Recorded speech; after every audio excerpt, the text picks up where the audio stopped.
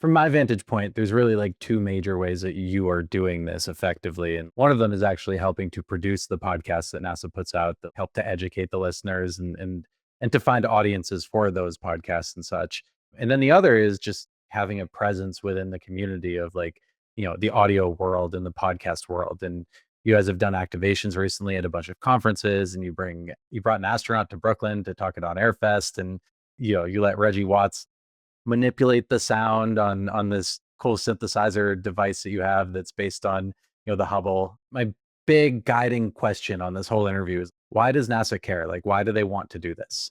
NASA does care. In fact, I find myself just in the company of people who care so much. I'm so inspired by the people I get to work alongside. They're incredible. I think, most people come to NASA because they want to make a difference. They want to make a positive impact and do good in the world. And so that feeling is just palpable working at the agency. Also, it's federally mandated.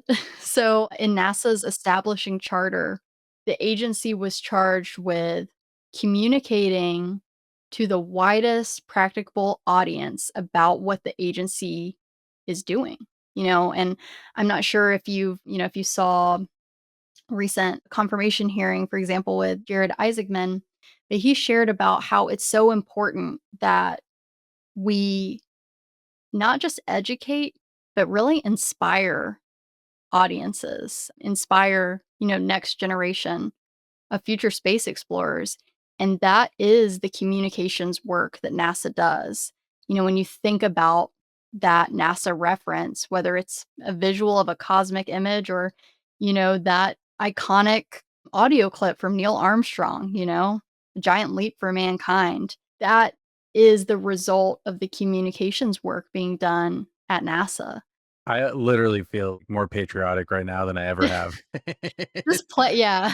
And your specific role is basically managing the ability of the agency to do that, correct? You're helping to manage the strategy of how you guys do what you do and why, and the people that you need to help you do it. And is that mostly accurate?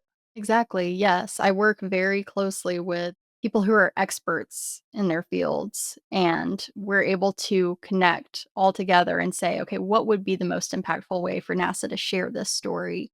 And I think that's what, we have really seen, and even what I've seen with the podcast landscape at NASA.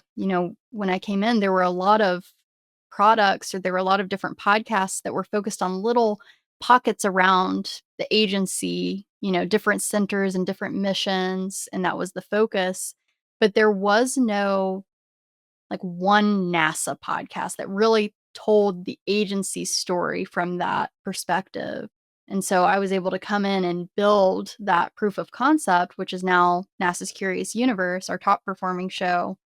I think that with all of the ways that we communicate, this is something that we think really critically about in NASA's digital community.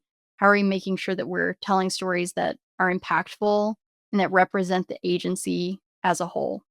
If you'd like to hear the rest of this episode, please search Podcast Perspectives on Spotify, Apple Podcasts, or wherever you listen to podcasts. Make sure to hit subscribe.